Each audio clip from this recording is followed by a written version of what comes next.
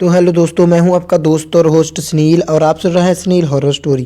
कहानी को देखने से ज़्यादा सुनने में मज़ा आता है, तो अपने हेडफोन लगा लीजिए दोस्तों। आज मैं आपको दो घटनाएं सुनाना चाहता हूं दोस्तों। दोनों घटनाएं सच्ची और डरावनी घटनाएं हैं। ये सच पर आधारित हैं। तो बिना देरी के हम कहानी को शुरू करते हैं। तो दोस्तों, आप चैनल को सब्सक्राइब कर लें और अगर आपको कहानी अच्छी लगे तो आप लाइक कर देना। तो पहली कहानी को शुरू करते हैं दोस्तों। ये दोनों सच्ची घटनाएं हैं। ये घटनाएं वेंडिगो के बारे में है या नहीं पता नहीं, पर इन घटनाओं का संबंध वेंडिगो से जोड़ा जाता आ रहा है। ये दोनों कहानियां मुझे इंटरनेट पर मिली हैं और मुझे काफ़ी इंटरेस्टिंग लगी। पहली घटना का मैंने एक कहानी में रूपांतरण किया है। पहली घटना के बारे में मुझे उस आर्टिकल में ज़्यादा तो जानकारी नहीं मिल पाई। अब शायद मुझसे पहले भी किसी और ने भी अपने चैनल पर इस घटना को सुनाया हो सकता है और इसीलिए मैंने इस घटना का कहानी में रूपांतरण किया है। ये कहानी निकोलस और वेला की है और अब ये कहानी मैं निकोलस के पॉइंट ऑफ व्यू से सुना रहा हूँ। जब मैं छोटा था तो अक्सर मैं छुट्टियों में अपनी दादी के यहाँ जाया करता था। मेरी दादी का घर एक ऐसी जगह पर था जहाँ उन्हें वो जगह काफ़ी पसंद थी और वो घर भी काफ़ी पसंद था। वो शहर से दूर और काफ़ी शांत इलाका था।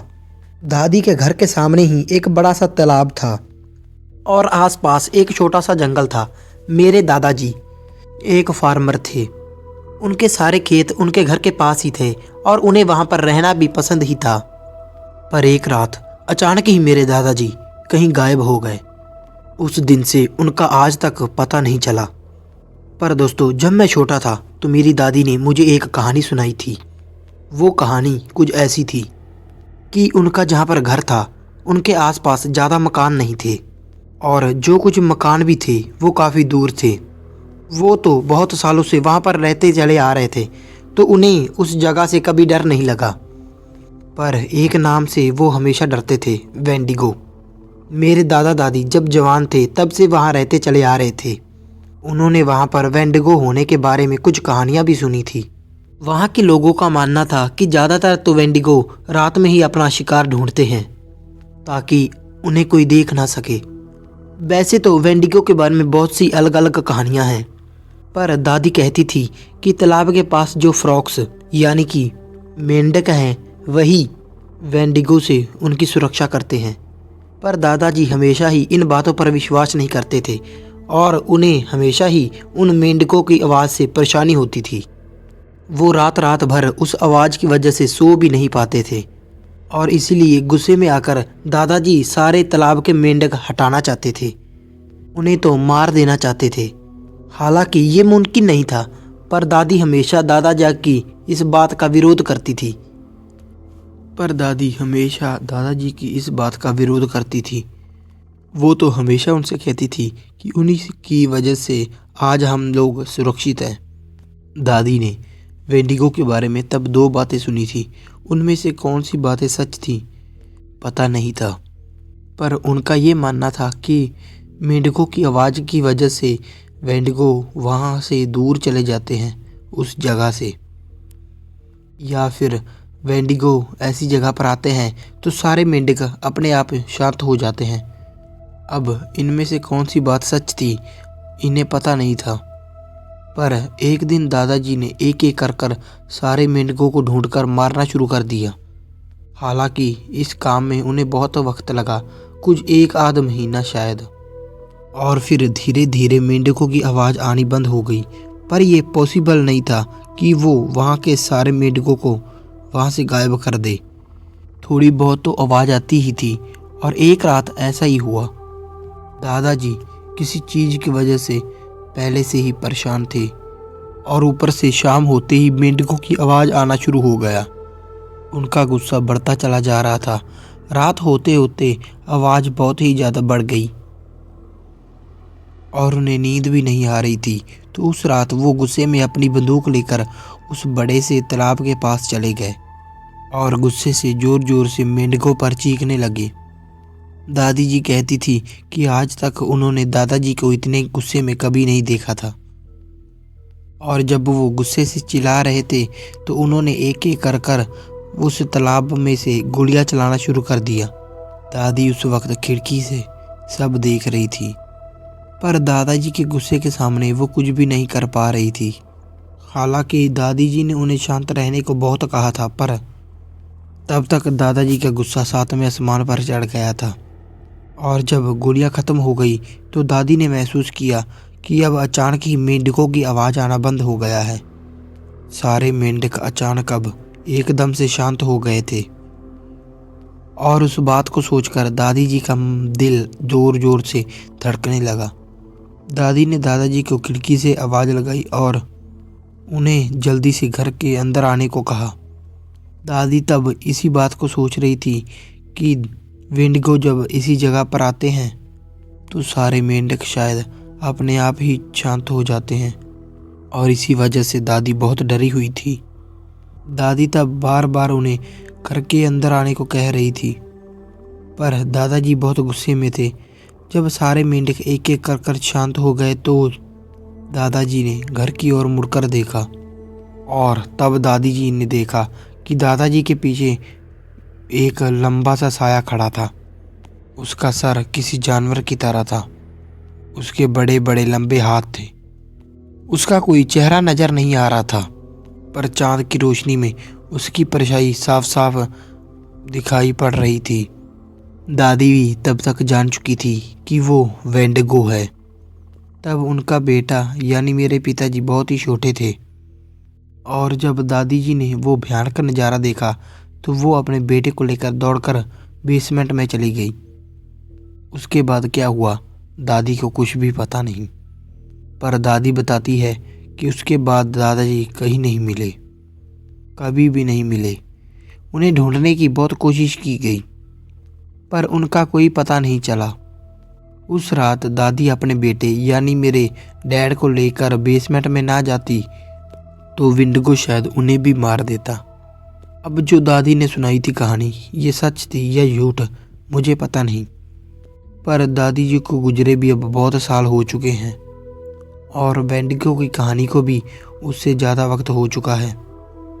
उसके कई सालों बाद एक दिन मैं और मेरी होने वाली पत्नी वेला, हम दोनों एक वीकेंड हम दादी के उसी तालाब वाले घर में जाने का फैसला किया, और हम दोनों वीकेंड में शाम होने से पहले ही वहाँ पहुँच गए। वहाँ काफ़ी अच्छा माहौल था।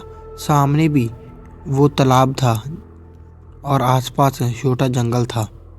सब तरफ हरियाली ही हरियाली थी और ठंडी थी। वो जगह ऐसी जगह पर था, यानी कि वो घर ऐसी जगह पर था। मुझे भी यही लगा कि शायद दादा दादी इसी वजह से उस घर को छोड़ना नहीं चाहते थे, और पास में ही वही जंगल था।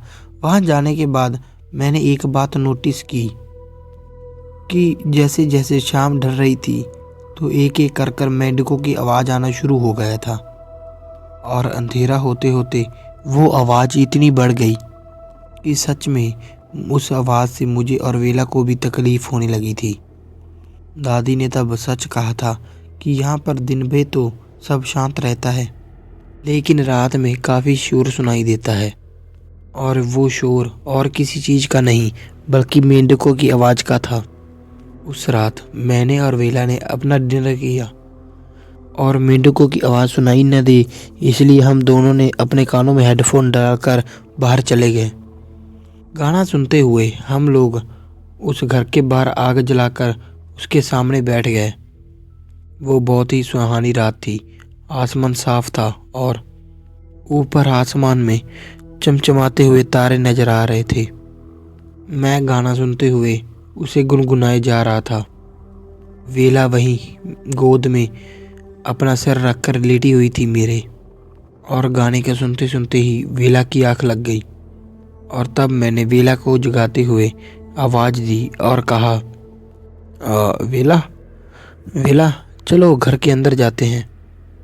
वेला ने अपनी करवट बदली और कहा, बस थोड़ी देर और। बहुत अच्छा लग रहा है। और अपनी करवट बदलकर उसने अपने मुंह तालाब की ओर किया, और तभी उसे तालाब की ओर कुछ जानवर दिखाई दिया। मैं तो तब अपनी आंखें बंद कर गाने को एंजॉय कर रहा था, उस संगीत का आनंद ले रहा था। कि तभी वेला ने झट से मेरे कान से हेडफोन निकाल दिए। तभी मैंने वेला से पूछा, क्या हुआ, अचानक क्यों उठ गई? तब वेला ने कहा, बात सुनो, तुम्हें कुछ अजीब नहीं लग रहा? और जब उसने इतना ही कहा तब मेरे रोंगटे खड़े हो गए, क्योंकि सच में ही तालाब के मेंढकों की आवाज़ बिल्कुल नहीं आ रही थी। सब एकदम से शांत हो गए थे। मैंने जल्दी में चीखते हुए उससे कहा, बेला बेला, जल्दी से भागो, चलो चलो चलो, घर के अंदर चलो। और हम लोग वहीं मोबाइल छोड़कर बिना कोई सोचे समझे वहाँ से भाग खड़े हुए।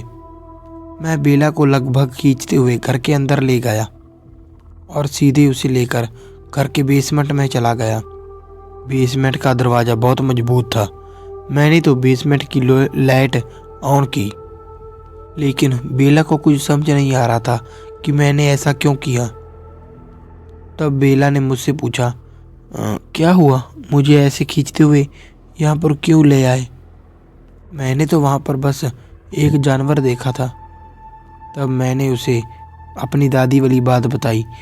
दादी कहती थी, जब सारे मेंढक आज एकदम से चुप हो जाएं, तो इसका मतलब है बेंडगो आसपास ही है। और तब बेला ने भी कहा कि उसने जब तालाब की ओर जो जानवर देखा था वो भी किसी इंसान की तरह ही लग रहा था।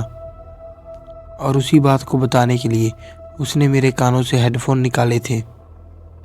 और अच्छा हुआ तुमने मेरे हेडफोन निकाले, वरना मैं ये बात जान ही नहीं पा जाता कि मेंढक शांत हो चुके हैं और हम दोनों की जान खतरे में है। हम जब दोनों बेसमेंट में थे तब हमने ऊपर मकान में किसी के पैरों की आवाज़ सुनी। वो आवाज़ काफ़ी भारी पैरों की थी, जैसे कोई बड़े बड़े अपने भारी पैरों के साथ चल रहा हो। वो पूरी रात मैंने और बेला ने अपने बेसमेंट में ही गुजारी। दूसरी सुबह होते ही दूसरे दिन हम जल्दी से वहाँ से चले गए। हालांकि मैंने वेंडिगो को देखा तो नहीं, पर मुझे डराने के लिए तो वो माहौल ही काफ़ी था। दोस्तों, ये एक दूसरी सच्ची घटना है। इस घटना के बारे में मैंने इंटरनेट पर जानकारी ढूंढकर निकाली और उसे आपके सामने पेश करने जा रहा हूँ। तो ये घटना केविन ओफिन इस व्यक्ति के बारे में है, जो कि सैक्रामेंटो कैलिफोर्निया का रहने वाला था। केविन 10 अक्टूबर 1995 को बुल पाउडर ग्लेशियर नेशनल से मिसिंग है और उनका आज तक कोई पता नहीं चल पाया। तब उनकी उम्र लगभग 36 साल की थी। घटनास्थल कुछ ऐसा है। यूनाइटेड स्टेट में ग्लेशियर नेशनल पार्क, ये जगह नॉर्थ वेस्ट यूनो से करीब 70 मील की दूरी पर है। पार्क की वो जो जगह है वो बहुत ही घना और जंगल इलाका है, जहाँ पर पैसिफिक ओशन के पानी से अंदर तक बनी छोटी मोटी खाड़ियाँ भी हैं। तो 20 दिसंबर 1985 को केविन अपने घर यानी सैक्रामेंटो कैलिफोर्निया से हवाई यात्रा करते हुए जूनो इस जगह पर पहुंचे थे। उसके दूसरे ही दिन उसने ग्लेशियर हेडक्वार्टर में एक दिन की ट्रेनिंग ली। उस ट्रेनिंग के दौरान उन्होंने अपनी सुरक्षा संबंधी ट्रेनिंग का एक दिन का अटेंड किया। तो ट्रेनिंग के अगले ही दिन यानी 22 सितंबर को केविन नेशनल पार्क के फ्लैट प्लेट की सहायता से सफ़र करते हुए म्यूकी खाड़ी के पास पहुंचा।